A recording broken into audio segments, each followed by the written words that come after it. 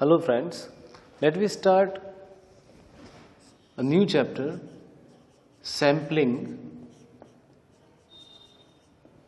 ये जो है चैप्टर उसमें से थ्योरी ज़्यादा पूछी जाती है, सब न्यूमेरिकल्स चैप्टर में है बट पूछे नहीं जाते हैं ज़्यादातर.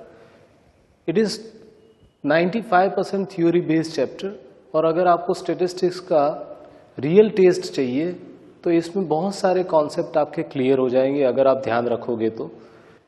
सैम्पलिंग, सबसे पहले हम बात करेंगे व्हाट इज सैम्पलिंग, मीनिंग क्या होता है सैम्पलिंग का. तो सैम्पलिंग को समझने के लिए हमें पॉपुलेशन को भी समझना पड़ेगा. पॉपुलेशन एंड सैंपल, ये दोनों टर्म्स को समझना पड़ेगा. पहले तो व्हाट इज पॉपुलेशन, पॉपुलेशन का मीनिंग क्या होता है. पॉपुलेशन का मीनिंग होता है in statistical terminology, population means data under study. एकदम सिंपल लैंग्वेज में बात कर रहे हैं हम. डेटा अंडर स्टडी, जिस डेटा का हमें इन्वेस्टिगेशन करना है, स्टडी करना है जिस डेटा को, उसे बोलते हैं हम पॉपुलेशन. सैंपल मतलब क्या, देखो कई बार क्या होता है डेटा बहुत ज्यादा होता है, बड़ा, तो उसको पूरा का पूरा इन्वेस्टिगेट करना पॉसिबल नहीं होता, प्रैक्टिकल नहीं होता. उस वक्त हम क्या करते हैं, डेटा में से थोड़े से यूनिट सिलेक्ट करते हैं और फिर उनको स्टडी करते हैं. ये जो प्रोसेस है of selecting unit from the population and then investigating it, that is known as sampling. The process is known as sampling. और जो सिलेक्टेड यूनिट है उनसे ग्रुप बनता है, उसे बोलते हैं सैंपल. तो हम in very simple language we can say part of population,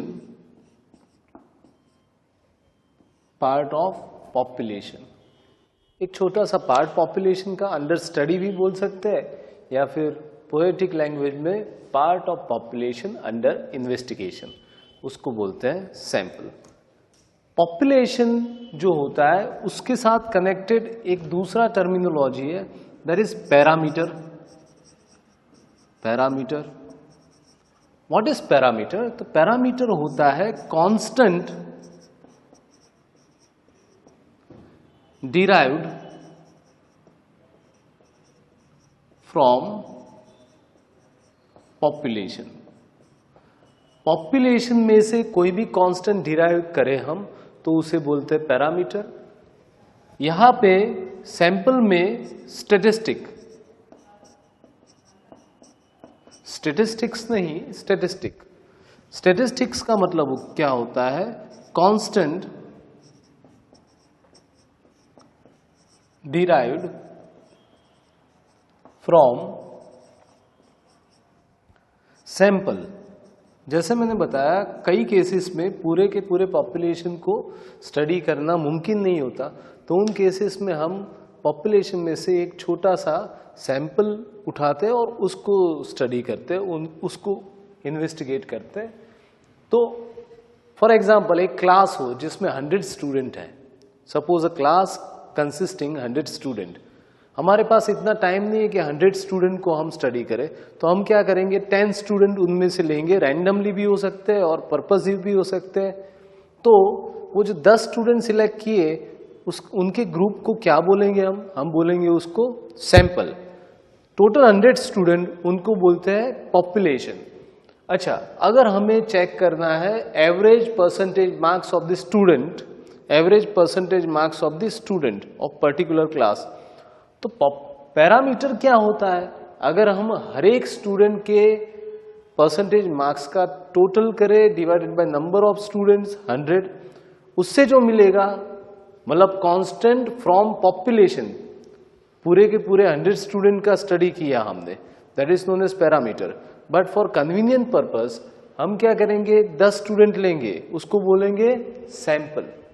उनमें से जो कांस्टेंट डिराइव होगा उनके एवरेज मार्क्स का एवरेज करेंगे, एवरेज परसेंटेज मार्क्स का एवरेज, उसको बोलेंगे हम statistic. There are different examples of parameter and statistics. अच्छा, स्टैटिस्टिक जो है that is also known as estimator of parameter. Estimator of parameter. Parameter को एस्टिमेट करने के लिए हम स्टेटिस्टिक ढूंढते हैं, एग्जांपल्स देते हैं different. For example population mean is a parameter, क्योंकि वो पॉपुलेशन में से डिराइव होता है, हर एक ऑब्जर्वेशन को ऐड करके divided by number of observation किया जाता है, जिसका नोटेशन है म्यू। उसको एस्टिमेट किससे किया जाता है? With help of statistics, sample mean, sample mean के द्वारा। उसका नोटेशन है एक्स बार। दूसरा एग्जांपल हम लेते हैं पॉपुलेशन वेरिएंस। पॉपुलेशन वेरिएंस जिसका नोटेशन है सिग्मा स्क्वायर, उसको एस्टिमेट किया जा सकता है सैंपल वेरिएंस से। सैंपल वेरिएंस जिसको डिनोट किया जाता है एस स्क्वायर से। Population standard deviation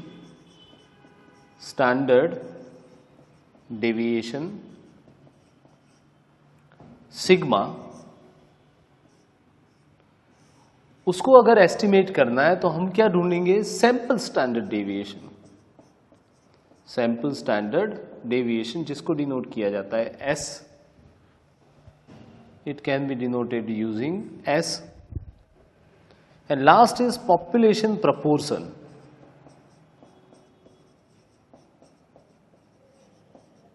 Population proportion which is denoted by capital P, जिसको अगर estimate करना हो then we can estimate it using sample proportion.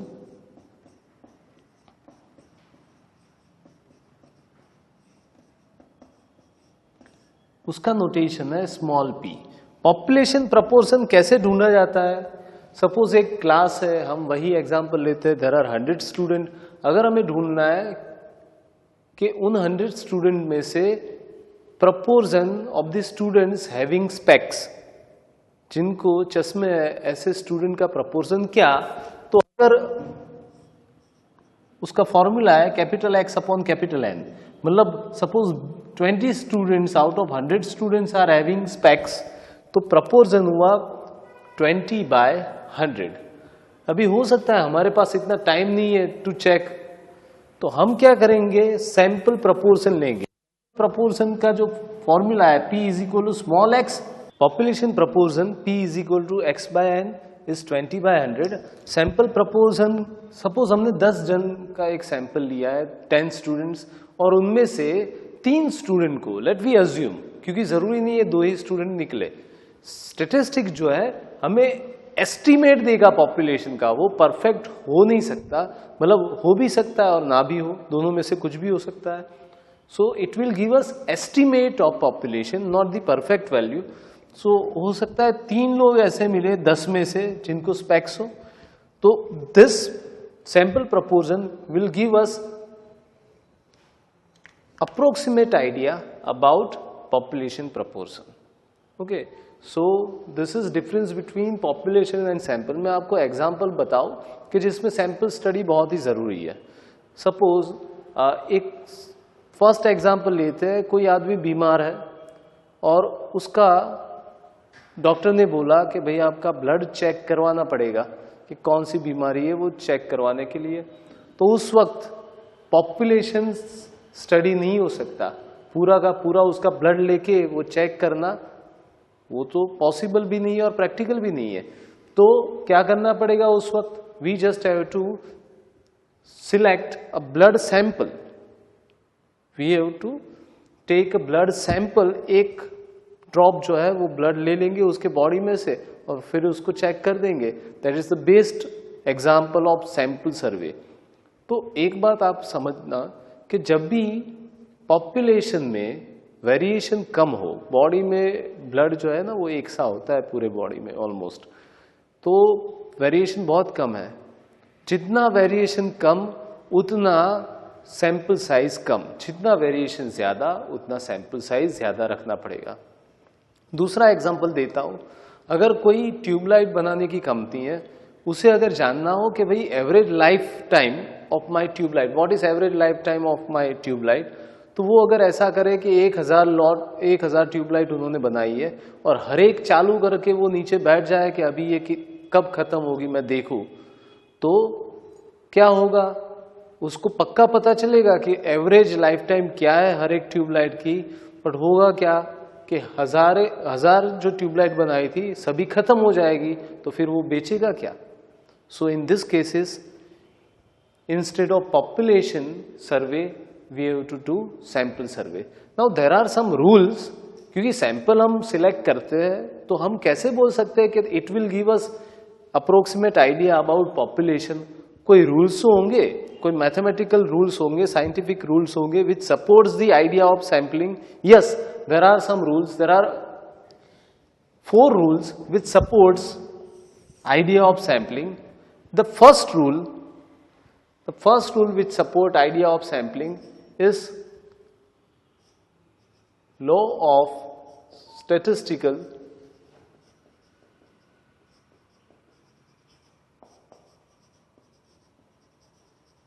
regularity. Law of statistical regularity. इस लॉ के अनुसार 2 चीजें ध्यान में रखनी है. If a sample is selected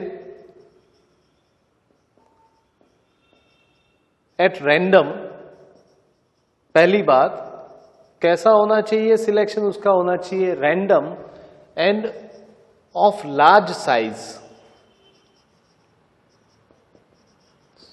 sample में नंबर ऑफ ऑब्जर्वेशन कैसे होने चाहिए? ज्यादा होने चाहिए.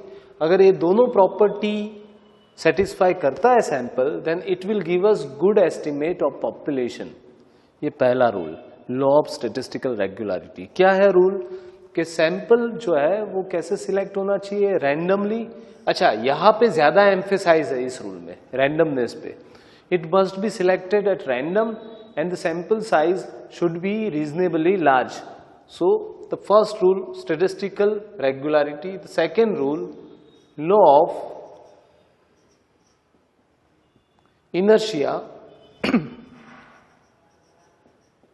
of large numbers.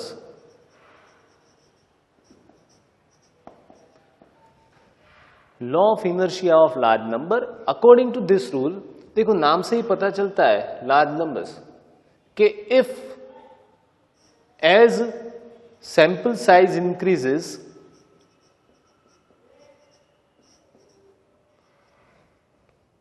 reliability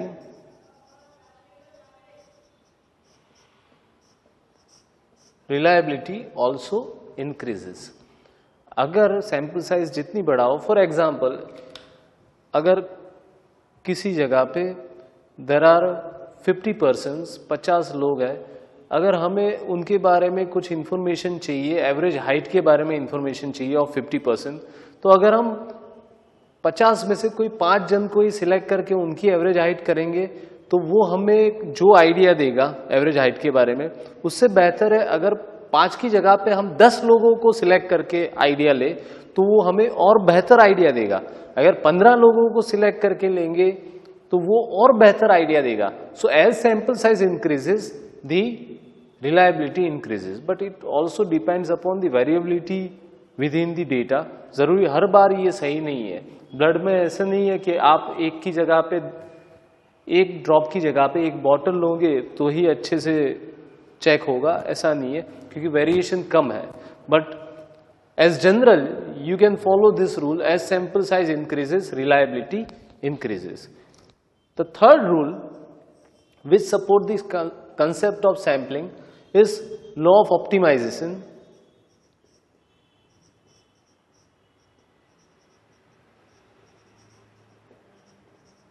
According to this rule, law of optimization, क्या होता है? सैम्पलिंग क्यों यूज करना चाहिए?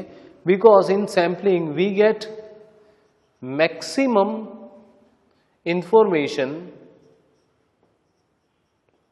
पूरी की पूरी नहीं but maximum information about population using minimum effort.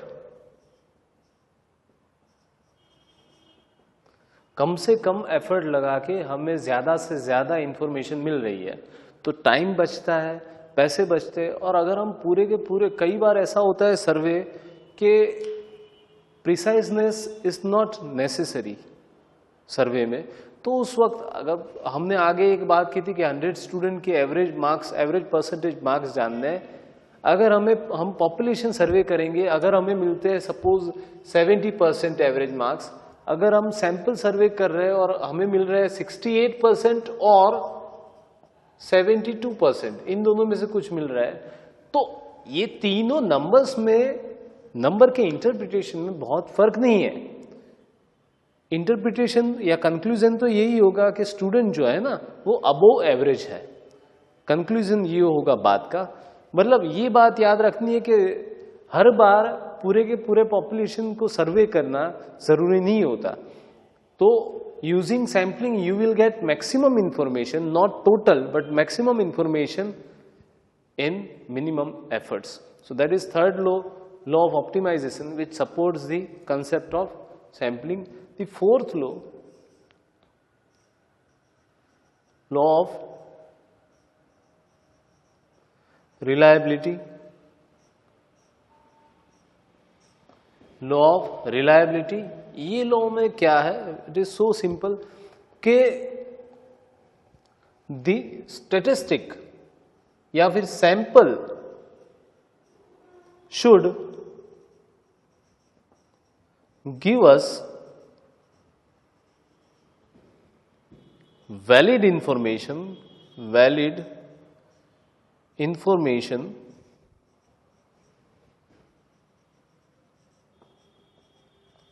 About population.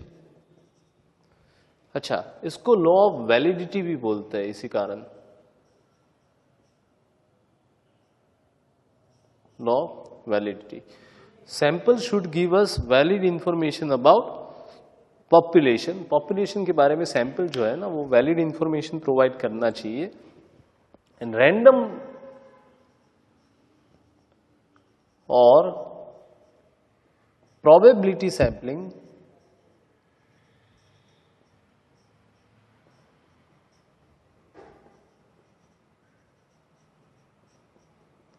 satisfy this।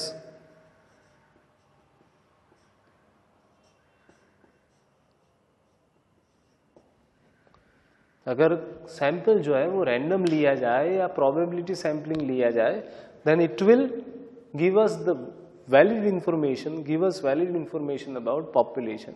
So there are 4 rules which support the concept of sampling. याद रखना, law of statistical regularity, second law of inertia of large number, third law of optimization, fourth law of validity या तो reliability बोलते हैं इसे।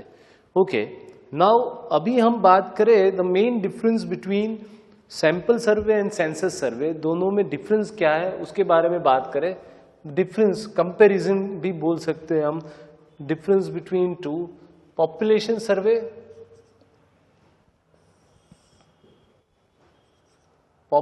सर्वे,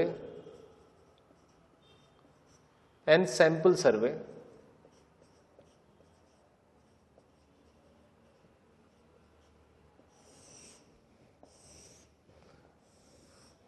कौन सी जगह पे क्या बेहतर, कौन सी जगह पे सैंपल सर्वे बेहतर है और कौन सी चीजों में पॉपुलेशन सर्वे बेहतर है।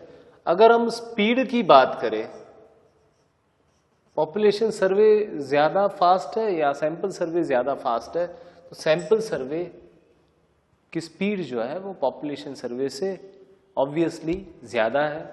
अगर हम कॉस्ट की बात करें, ध्यान रखना कॉस्ट, पैसे, तो पॉपुलेशन सर्वे में पर यूनिट कॉस्ट जो है वो कम होती है, लो, एंड टोटल जो है, टोटल कॉस्ट होता है हाई, टोटल कॉस्ट होता है हाई। जबकि इन sample survey per unit cost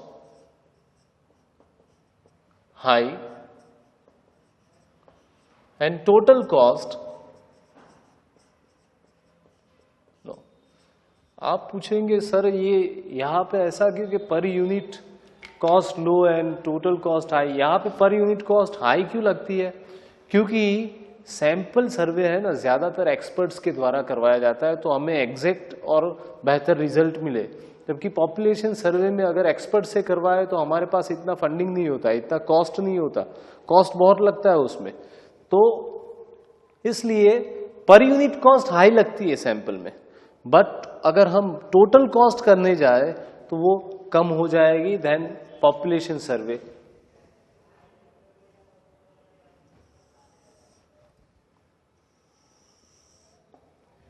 reliability,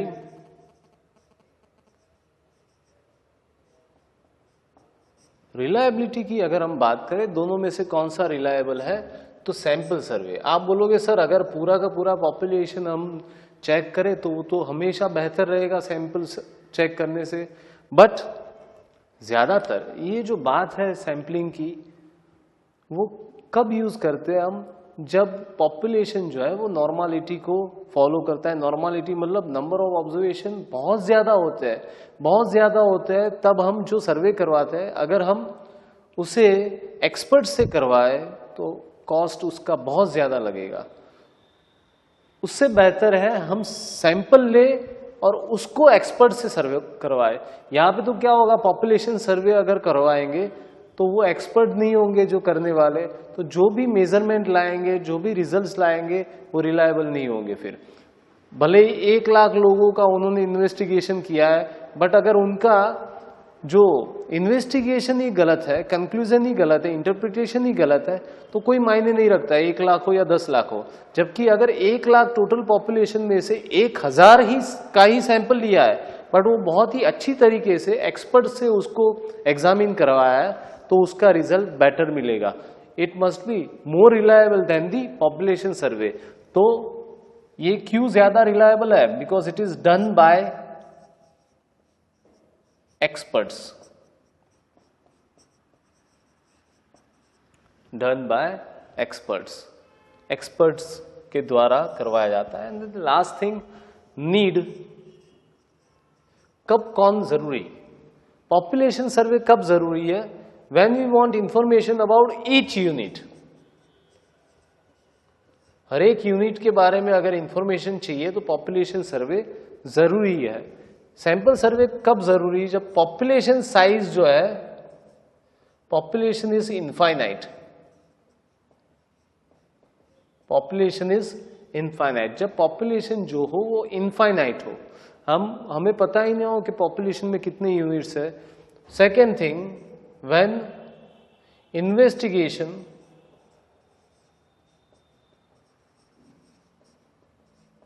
is harmful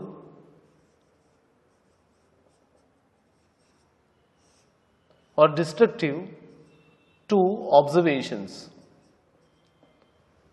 for example एक पटाखे फायर क्रैकर्स बनाने वाली कंपनी है, उसका मालिक ये डिसाइड करे कि भाई मैं इस बार चेक करूंगा कि मेरे जो फटाके है उसकी आवाज़ कैसी होती है। अगर पॉपुलेशन सर्वे करवाए कि बैठे कुर्सी में आराम से और देखे कि कैसे फटाके की आवाज़ है, हर एक फटाके की आवाज़, और नोट डाउन करे कि इस फटाके की आवाज़ इतनी थी, इसकी बहुत कम थी, इसकी बहुत ज़्यादा थी। तो अगर जब वो पॉपुलेशन सर्वे ख़त्म करेगा तो दिवाली के वक्त उसका दिवाला निकल जाएगा, क्योंकि सभी फटाके खत्म हो गए होंगे। उस वक्त बेहतर रहेगा when investigation is harmful to observations या डिस्ट्रक्टिव, तब क्या करना है, थोड़ा सा सैंपल लेना है, उसे चेक करना है और उसके बेसिस पे हमें पॉपुलेशन सर्वे करना है। तो ये 3 चीजें अच्छे से समझ लो, दिस इज फंडामेंटल थिंग। पहले सैंपलिंग, व्हाट इज सैंपलिंग, तो पॉपुलेशन और सैंपल के बारे में समझना जरूरी है। Population data under study, sample जो है पार्ट ऑफ पॉपुलेशन और एस्टिमेटर ऑफ पॉपुलेशन। पॉपुलेशन में से निकलेगा अपना parameter, constant derive from population. Statistic क्या होता है, it is estimator of parameter and it is also constant derive from sample. Population के examples, population mean, population variance, population standard deviation, population proportion and sample statistic के example जो है, population mean को अगर estimate करना है तो sample mean, variance को करना है तो सैंपल वेरिएंस, स्टैंडर्ड डेविएशन को करना है तो sample standard deviation and proportion को करना है तो सैंपल प्रपोर्शन।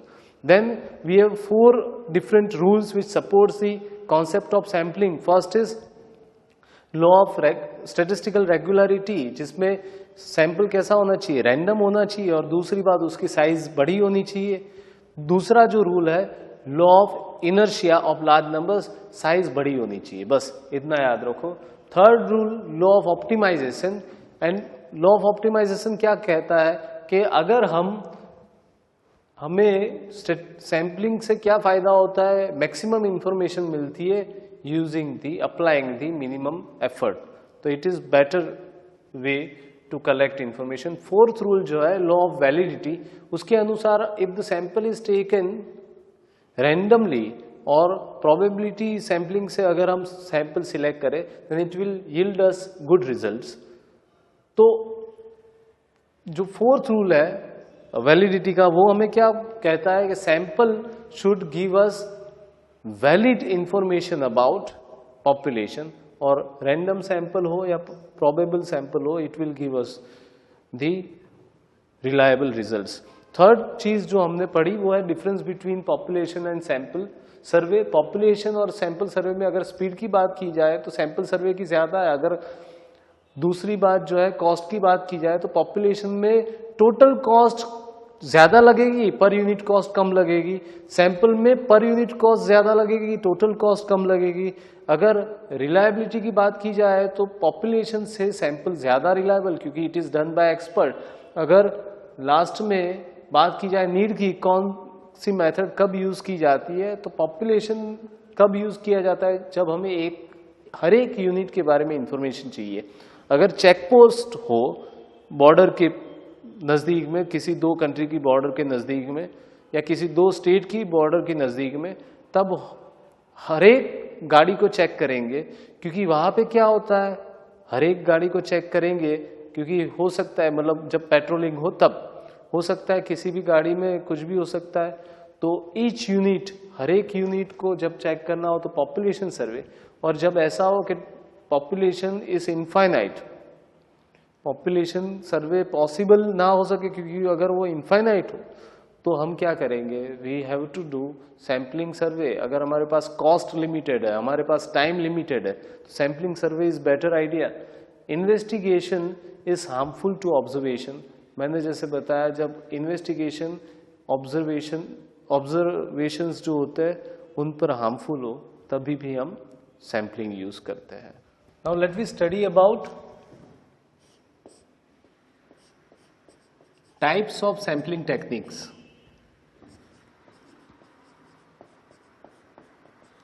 तो सैम्पलिंग जो है ना वो वैसे तो 2 तरीके के होते हैं basically. They are of 2 types sampling. First is probability sampling.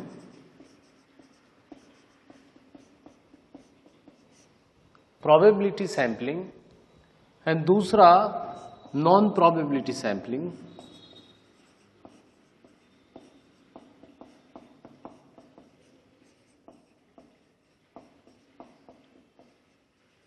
Probability sampling and non-probability sampling. What is difference? इन दोनों के बीच में डिफरेंस क्या है? Probability sampling में each unit is having more or less chance of selection. हर एक unit का ज्यादा या कम चांस होता है सिलेक्शन का, तो that is known as probability sampling. Non probability sampling में क्या होता है, पॉपुलेशन में कई यूनिट का थोड़ा भी चांस नहीं रहता सिलेक्शन का, that is known as non probability sampling. probability sampling में the first we have to study is simple random sampling. Simple random sampling. अच्छा, सिंपल रैंडम सैम्पलिंग कब हम यूज करते हैं, यहाँ पे कैरेक्टरिस्टिक्स समझ लो उसका. सिंपल रैंडम सैम्पलिंग यूज कब हम करते हैं, सबसे पहली चीज जब population size is not large, population बहुत बड़ा नहीं होना चाहिए. Second thing, population should be homogeneous,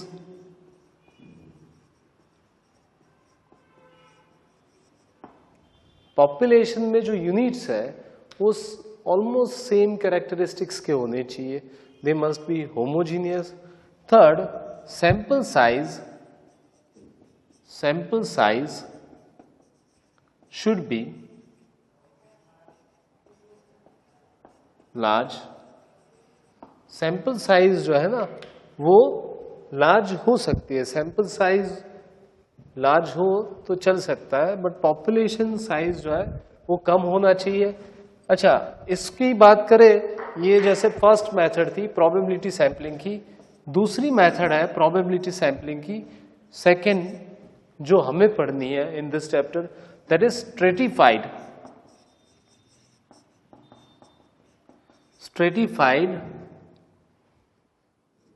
sampling, stratified random sampling.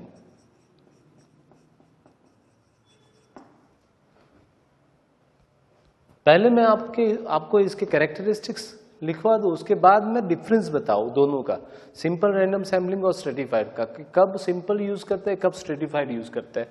इसमें जब population size is large,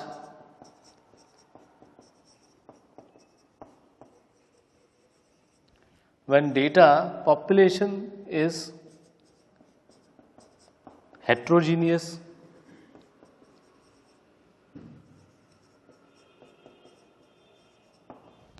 population में जो ऑब्जर्वेशंस है वो विषम गुणधर्मी है, हेट्रोजीनियस है, तब ये यूज करते हैं stratified. And strata is a group of homogeneous observations from population।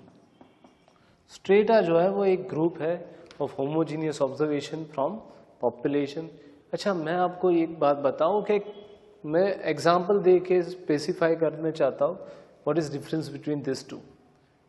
एक एग्जाम्पल ले लो, एक क्लास है, स्टूडेंट्स है, सपोज FY BCom के स्टूडेंट्स है एक क्लास में, मतलब एज की अगर एज देखी जाए तो ऑलमोस्ट सबकी सिमिलर होगी।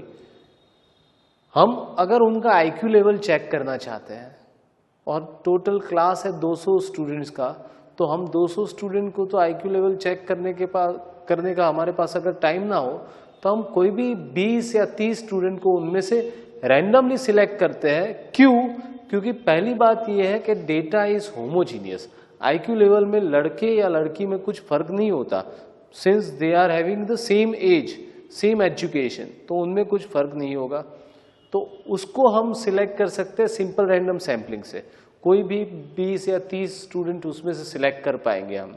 बट अगर हमारा सर्वे ऐसा है कि हमें सर्वे करना है, हमें इन्वेस्टिगेशन करना है, हमें रिसर्च करना है height of student of a particular region, और वो FY BCom स्टूडेंट की हाइट के बारे में हमें इंफॉर्मेशन चाहिए, तो उसके लिए एवरेज हाइट के बारे में इंफॉर्मेशन चाहिए, उसके लिए डेटा जो है भले ही 200 स्टूडेंट FY के ही है, बट वो जो है they are not homogeneous, because boys और गर्ल्स दोनों की हाइट जेनेटिकली डिफरेंट होती है, तो बॉयज को अलग करना पड़ेगा, गर्ल्स को अलग करनी पड़ेगी।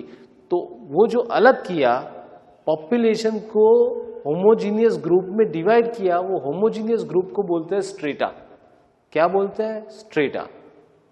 और फिर उस स्ट्रेटा में से फिर रैंडमली निकाल सकते हैं, बट पहले हमें पूरे पॉपुलेशन को ग्रुप्स में डिवाइड करना पड़ेगा, जो ग्रुप्स होंगे होमोजीनियस ग्रुप्स।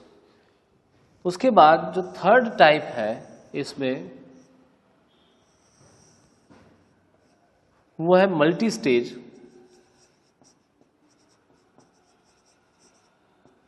मल्टी स्टेज का यूज कब किया जाता है? When the sampling process is complex When sampling procedure is very complex, then using multi-stage हम उसमें to add flexibility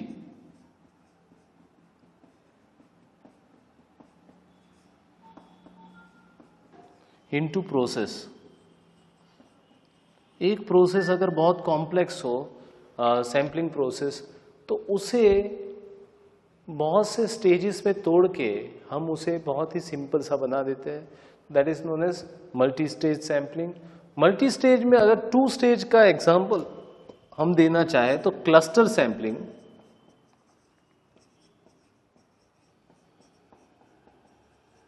is an example of multi-stage, but multi-stage का भी particular 2 stage. Cluster sampling, this is also known as area-wise sampling, area sampling.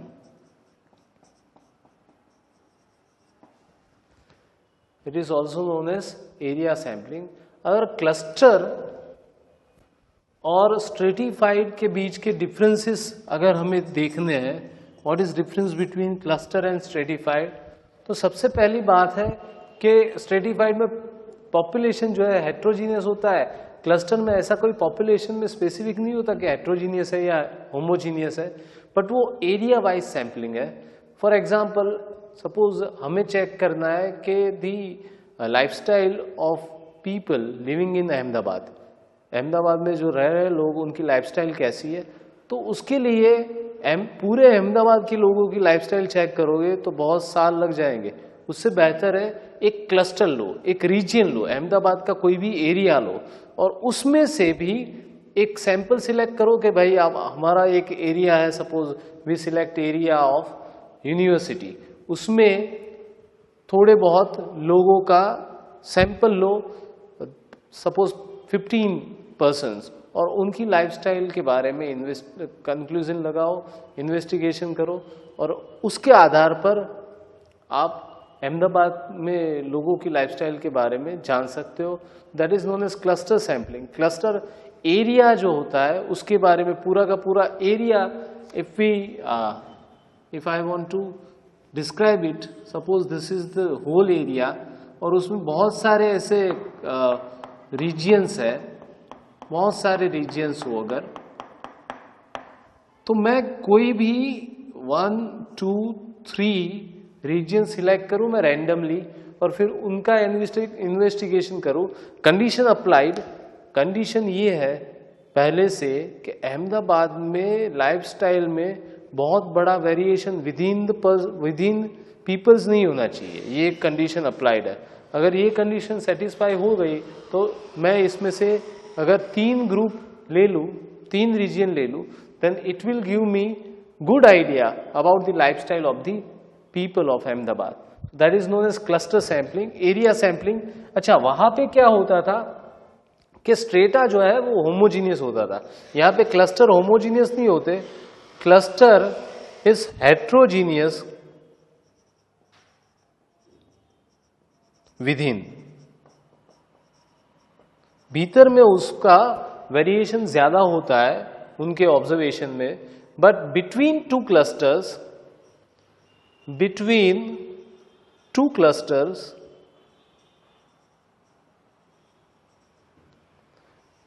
Variation is minimum. Between 2 clusters variation is minimum.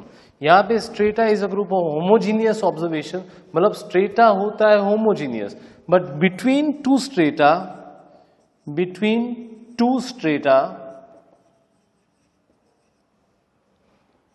variation is maximum. 2 strata के बीच में variation होता है maximum. तो ये बहुत बार पूछा जाता है, what is the difference between stratified, which one of the following is difference between stratified and cluster sampling. तो आपको पता होना चाहिए ये कैरेक्टरिस्टिक्स, तो आपको डिफरेंस भी आ जाएगा. एक लास्ट सैम्पलिंग का टाइप है जो वैसे तो मिक्स सैम्पलिंग में गिना जाता है, दैट इज नोन एज, मैं इसे इनमें नहीं दिखाता हूं बिकॉज दैट इज, वो प्रॉपरली प्रोबेबिलिटी सैम्पलिंग नहीं है, that is kind of mix sampling, but इसमें ही हम उसका डिस्क्रिप्शन ले लेते हैं, दैट इज सिस्टमैटिक सैम्पलिंग। अच्छा, सिस्टमैटिक सैम्पलिंग में क्या होता है? सिस्टमैटिक सैम्पलिंग में कन्वीनियंस के लिए अगर कोई जो सुपरवाइजर है उसको स्टैटिस्टिकल मेथड के बारे में बहुत नॉलेज नहीं है, तो वो ये मेथड यूज करता है सिस्टमैटिक सैम्पलिंग। उसमें क्या होता है, चीप है, एक तो टाइम बहुत ही कम लगता है, उसमें कॉस्ट थोड़ी भी नहीं लगती है। उसमें होता क्या है वो मैं बताऊँ आपको कि suppose there are 50 student in a class, तो मैं क्या करूंगा, रैंडम सिलेक्शन मेरे को नहीं करना है, मेरे को स्ट्रेटिफाइड सिलेक्शन नहीं करना है। I just give them numbers 1 2 3 4 5 6 7 8 9 10 11 12 13 14 15 16 up to 50। मैं ऐसे नंबर दे दूंगा स्टूडेंट्स को, हर एक को एक एक नंबर दूंगा। फिर मैं क्या करूंगा, इनमें से कोई भी एक नंबर रैंडमली सिलेक्ट करवाऊंगा। Suppose the first number which is selected at random, तो पहला नंबर सिलेक्ट हुआ रैंडमली, सपोज इट इज 3, तो मैं थर्ड नंबर का जो स्टूडेंट है उसको सिलेक्ट कर दूंगा। उसके बाद एक सिस्टम में इंट्रोड्यूस करूंगा मैं खुद। तो पहला नंबर सिलेक्ट हुआ रैंडमली, तो इसमें रैंडमनेस है, प्रोबेबिलिटी सैंपलिंग आ गया। बट बाद में मैं एक सिस्टम इंट्रोड्यूस करूंगा that is called non probability, क्योंकि मैंने जानबूझ के वो सिस्टम इंट्रोड्यूस की। Suppose I introduce a system कि अभी जो है ना, मैं 3 के मल्टीपल में जो भी आएंगे वो ऑब्जर्वेशन सिलेक्ट करूंगा। मतलब 3 के बाद 6, 9, 12, 15, 18 एंड सो ऑन। सो हमारे जो ऑब्जर्वेशन हुए सिलेक्टेड 3, 6, 9, 12, 15, लास्ट ऑब्जर्वेशन हमारा होगा 48। तो ये हुआ सिस्टमैटिक सैंपलिंग। ये मिक्स सैंपलिंग भी बोला जाता है। कौन सा? मिक्स सैंपलिंग, बिकॉज इसमें first number is selected at random and then all the other numbers are selected by introducing a system into the process. We have discussed about probability sampling. उसमें 5 हमने types देखे। अभी non probability sampling जो है उसके नाम है अलग अलग। पहला है non random sampling, non random sampling,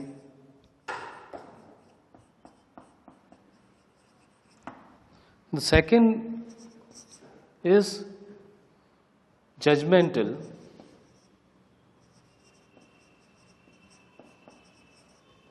sampling, third one is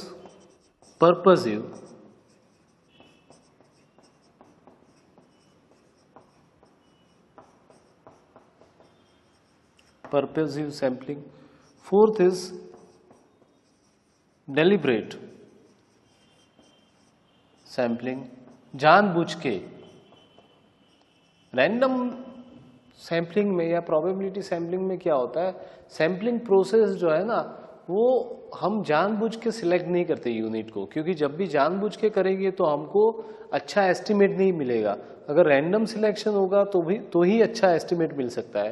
but कई बार क्या होता है कि जानबूझ के ही सिलेक्शन करना पड़ता है। फॉर एग्जाम्पल, अगर हमें किसी कंपनी को उनकी कंपनी के लिए मैनेजर सिलेक्ट करना है तो उसके लिए रैंडम सिलेक्शन नहीं हो सकता कि इंटरव्यू में जो भी आया उनमें उनको नंबर दे दो और उनमें से रैंडमली कोई भी सिलेक्ट कर दो और वो मैनेजर बन जाएगा। तो वो सिलेक्शन जब कुछ पर्पस हो, कुछ हमारा ऑब्जेक्टिव हो, तो उस वक्त हम ऐसे प्रोबेबिलिटी सैम्पलिंग नहीं कर सकते। Then we have to select a sample using this different methods and they are the names. अलग अलग नाम है। एक fifth is quota sampling,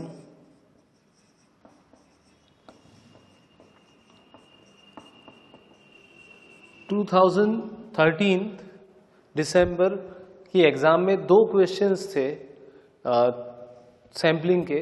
first question was which one of the following is non probability sampling. उसमें options दिए थे stratified sampling, cluster sampling, then systematic sampling and quota sampling. Obviously quota sampling was the correct option. और दूसरा question था वो आगे हम जब स्टैंडर्ड एरर की बात समझेंगे तो और बेहतर तरीके से हमें पता लगेगा उस क्वेश्चन के बारे में. सो ये अच्छे से याद रख लेना है. नॉन प्रोबेबिलिटी सैम्पलिंग कौन कौन से होते हैं, उसके types.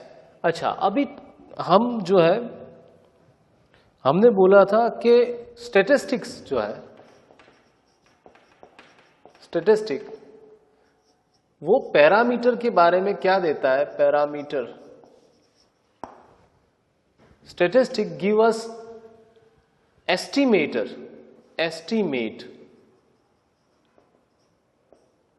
Estimate about parameter. Exact value नहीं बट अप्रोक्सीमेट वैल्यू देता है स्टैटिस्टिक्स पैरामीटर की.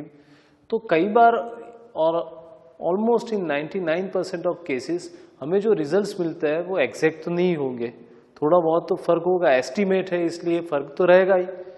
तो द डिफरेंस, एरर का मतलब क्या होता है, the difference between parameter and statistic, that is known as error in terms of statistical language, in terms of statistical terminology. इसको error बोलते हैं. Parameter means real value and statistic means estimated value. Okay, तो error का मतलब क्या होता है, parameter या फिर पॉपुलेशन था कैसा और सैंपल से हमने जो उसका एस्टिमेट लिया वो क्या आया और उन दोनों में डिफरेंस क्या है, उसको बोलते हैं एरर. अच्छा, एरर जो है ना वो सैंपलिंग एरर वो दो तरीके से की हो सकती है. फर्स्ट हो सकती है it may be during sampling process, तो सैंपलिंग एरर हो सकती है, या फिर हो सकती है due to some other things that is non sampling error.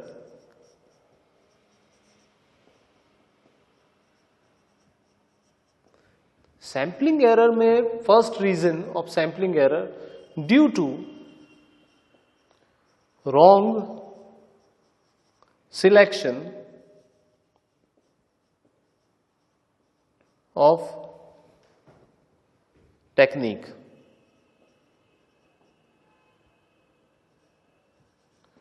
अगर हम रॉन्ग मेथड सिलेक्ट करें, टेक्निक सिलेक्ट करें,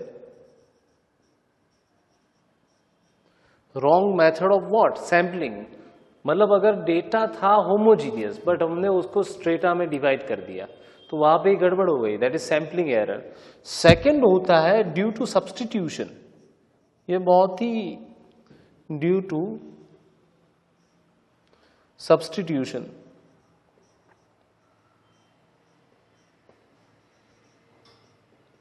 ये कंसेप्ट थोड़ा सा डेप्थ में समझना पड़ेगा. सब्स्टिट्यूशन का मतलब क्या, देखो एक सिंपल सा एग्जांपल देता हूँ. कोई भी स्कूल में जब इंस्पेक्शन होने वाला होता था, एजुकेशनल इंस्पेक्शन, तब क्या करते थे, हमें पता है हम जब छोटे थे तब एजुकेशन इंस्पेक्टर आता था तो टीचर जो है ना वो आगे की बेंचेस पे जिन स्टूडेंट्स को आंसर अच्छे से आएगा ना उनको बिठा देते थे. तो उसका मतलब क्या, वो सब्स्टिट्यूशन हो गया. अभी इंस्पेक्टर क्या करेगा, कोई क्वेश्चन पूछेगा, वो आगे की बेंच वाला रेस करेगा हाथ और वो आंसर दे देगा. सब्स्टिट्यूशन कैसे हो गया, हो सकता है क्लास में उनके अलावा जो आगे की बेंच में 10 जन बैठे उनके अलावा और किसी को कुछ ना आता हो, बट क्लास के बारे में इंफॉर्मेशन क्या मिलेगी एजुकेशन इंस्पेक्टर को कि क्लास जो है ना वो बढ़िया है. That is known as substitution.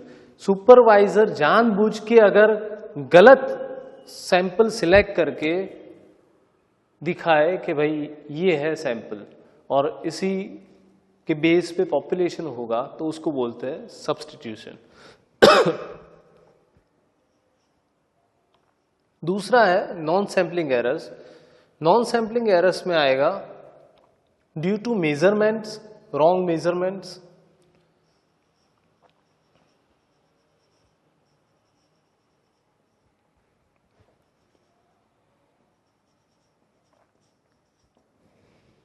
या फिर रॉन्ग मैनेजमेंट,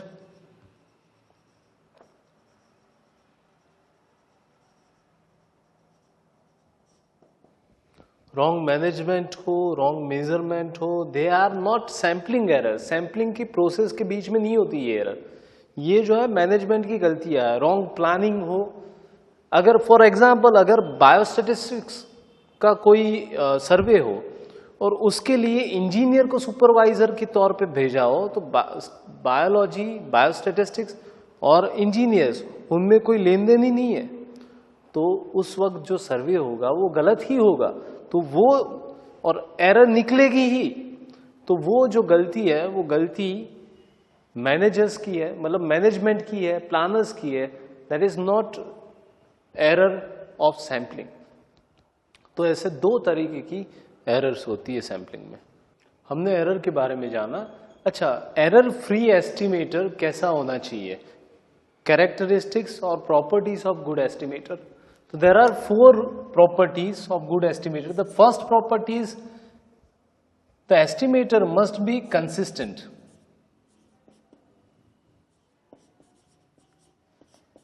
Estimator कैसा होना चाहिए? Consistent. Consistent का property ऐसा है कि estimated value of statistic must equal to parametric value. यहां पे T जो है वो क्या है? स्टेटिस्टिक है, और थीटा जो है वो है पैरामीटर। तो ये बात अच्छे से समझ लो कि स्टेटिस्टिक की जो एस्टिमेटेड वैल्यू है वो पैरामेट्रिक वैल्यू की जितनी होनी चाहिए, then it is known as consistent. Second, efficient.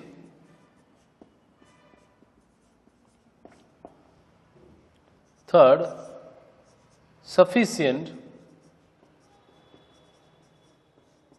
and fourth, unbiased. Fourth, unbiased. Fourth is unbiased. Consistent में जैसे हमने बोला कि वेरिएंस ऑफ टी, मतलब एस्टिमेटेड वैल्यू अगर थीटा के जितनी होगी तो वेरिएंस कितना होगा? v of t tends to 0 as n tends to infinity. जैसे जैसे सैंपल साइज बढ़ेगी वैसे वैसे वेरिएंस जो है ना वो 0 होने लगेगा। That is the property. फिर अनबायस्डनेस की क्या है? e of t is equal to theta, वो इक्वल होना चाहिए थीटा से। यहां पे क्या है? वेरिएंस जो है वो कम होने लगेगा जैसे n जो है वो इंफिनिटी तक जाएगा। इसको दूसरी तरीके से लिख सकते हैं कि e of t tends to theta as n tends to infinity. Efficiency में variance of t tends to 0 as number of sample size will increase. Sufficiency में क्या है? Statistic should provide us sufficient amount of information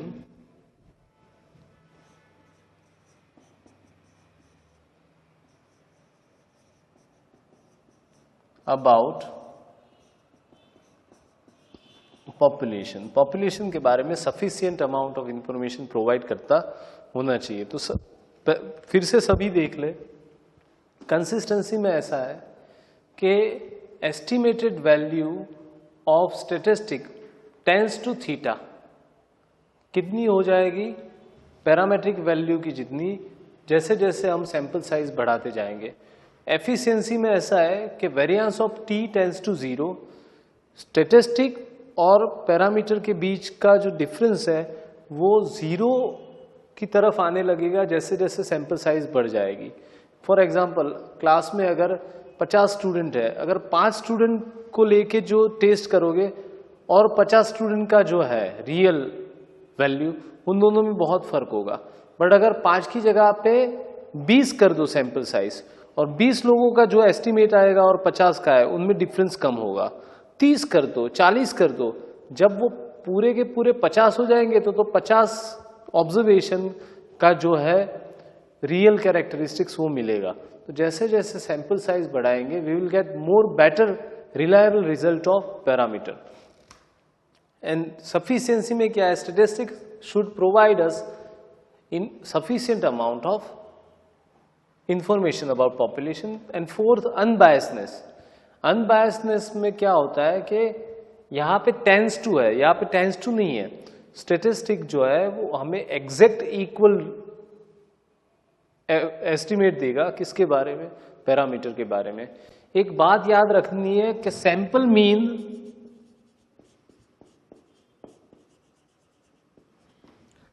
mean जो है ना, वो ये चारों कैरेक्टरिस्टिक्स अज्यूम करता है, all 4। Sample mean is unbiased as well as consistent, efficient and sufficient, सब कुछ है। जबकि स्टैंडर्ड डेविएशन है, sample standard deviation is not unbiased, वो अनबायस्ड नहीं है सैंपल स्टैंडर्ड डेविएशन। अच्छा, अभी last portion of this chapter, उसके बाद हम पॉइंट्स टू रिमेंबर पढ़ेंगे सम्स करते, जब हम सम्स करेंगे, एमसीक्यू सॉल्व करेंगे उसके पहले। बट ये जो है वो फॉर्मूलाज है। इस चैप्टर में कौन कौन से सम्स पूछे जा सकते हैं और उनकी फॉर्मूलाज कौन सी रहेगी। देखो, इस चैप्टर में से सम्स बहुत कम पूछे जाते हैं, बट फिर भी हमें प्रिपेयर रहना हमारे लिए बेहतर है। पहले टाइप के सम्स आते हैं, उसमें नंबर ऑफ सैंपल्स, इसके बारे में सम्स आते हैं। तो वो with replacement and without replacement उसकी फॉर्मूला होती है। With replacement and without replacement, number of samples. With replacement में फॉर्मूला होती है capital N raise to small n, capital N raise to small n, जहां पे कैपिटल एन आपको पता है क्या है, population size, number of observation is in population, and small n is sample size, sample size। WOR मतलब without replacement में formula जो है नंबर ऑफ सैंपल की वो है NCN, जहां पे capital N is population size and sample small n is sample size. तो ऐसे हम नंबर ऑफ सैंपल्स ढूंढ सकते हैं। कोई सिंपल सम है, for example population consists of 5 units total, तो capital N is equal to 5. If we have to select 2 units from population in sample, so with replacement and without replacement, what would be number of samples? तो N is 2, तो with replacement number of samples कितने होंगे, N raised to N मतलब 5 raised to 2, 25, और without replacement कितने होंगे, 5C2 मतलब 10. So that's how we can find out this. Simple सी बात है। इसमें दूसरे टाइप्स के जो सम्स पूछे जाते हैं, size of sample, sample size कितनी रखनी पड़ेगी। सैंपल साइज जो है ना, वो 2 टाइप के सम्स में थोड़ा डिफरेंट होगा, for mean and for proportion.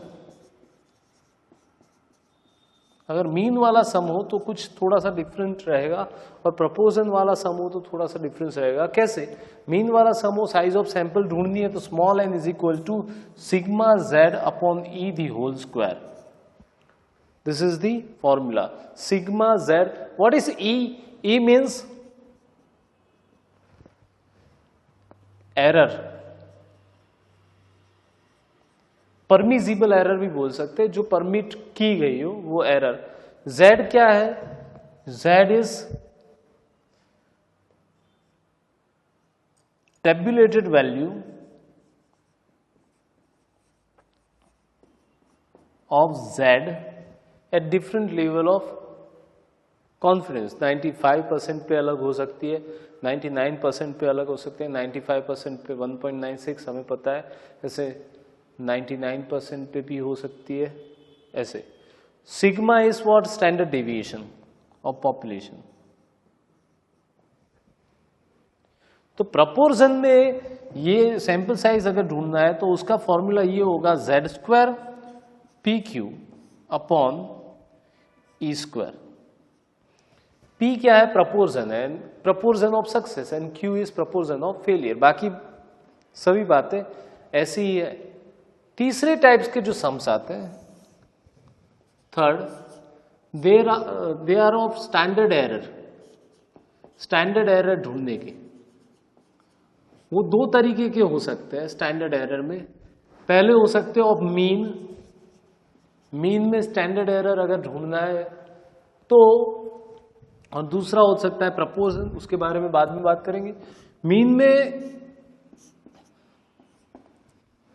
With replacement, without replacement.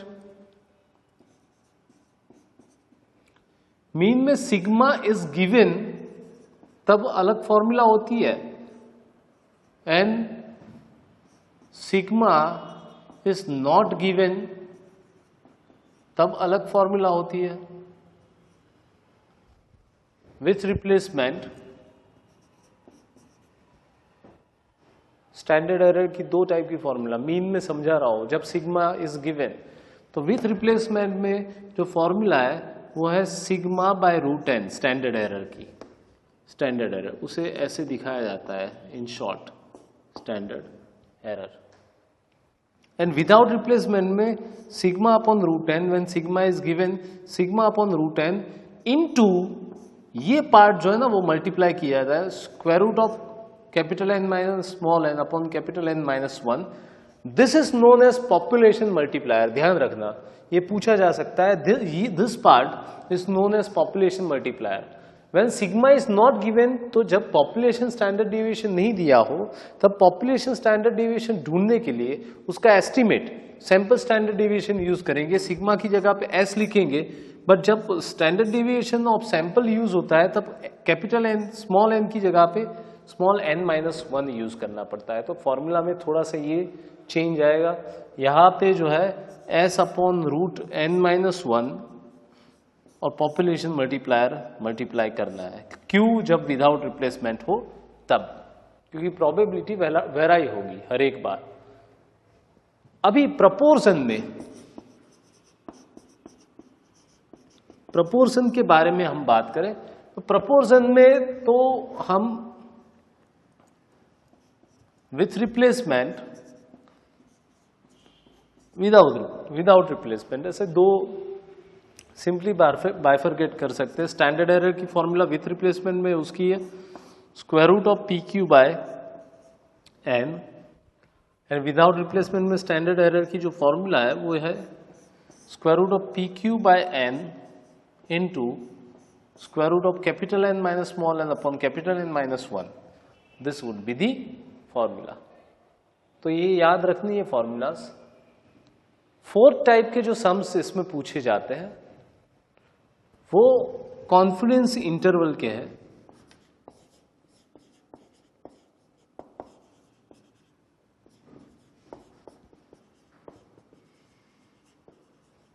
Confidence interval, इसमें भी दो टाइप के होते हैं। एक होता है मीन वाला और दूसरा होता है प्रपोर्शन वाला। तो पहली बात करें हम फॉर मीन, तो for mean the formula of confidence interval is x bar plus और minus z tabulated standard error. ये z की value tabulated. What is standard error? तो अलग अलग केसेस में फॉर मीन है, मतलब हम यहां पे आ जाएंगे।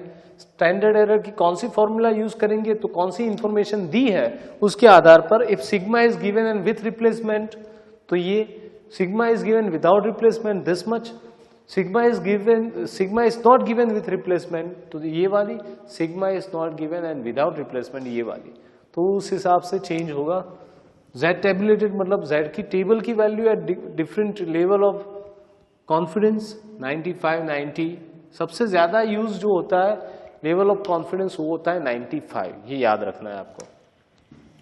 Second for proportion,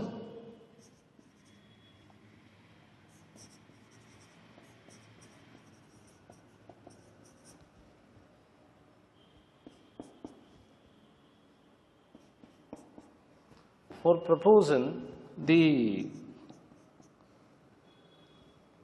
formula is sample proportion में प्लस और माइनस करेंगे z tabulated into standard error. देखो एक बात आपको बताना चाहूंगा, एक स्टेटमेंट है जो इस बार एग्जाम में पूछा गया था, वो आपको याद रखना है कि sample standard deviation is sample standard deviation is standard error